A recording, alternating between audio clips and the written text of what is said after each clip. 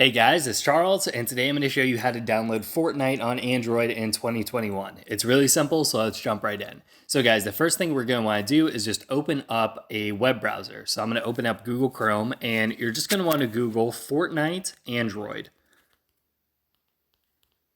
So Google Fortnite Android, and the first thing that should come up is this link here from epicgames.com that says Fortnite Mobile on Android. So we'll click on that. And then once we're here on the epicgames.com website, we're going to want to download the Epic Games app by clicking this button right here. So we're going to click on it, and then we're going to hit download in the bottom right. And then once it's downloaded, we're going to hit open.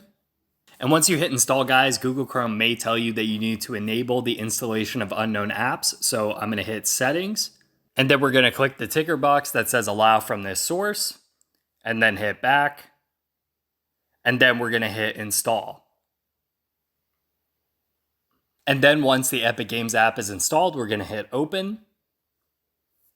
And now that the app is open, it's going to allow us to download Fortnite on our phone. So we're just going to click on Fortnite right here and then click install.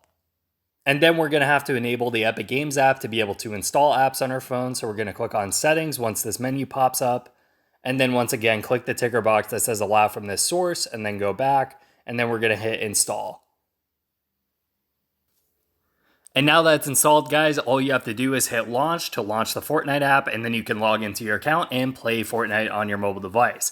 I will say though, guys, you do need a lot of space on your phone, like over 8 gigabytes to install this. So make sure that you've allocated enough space beforehand, and make sure that you're doing the download over Wi-Fi.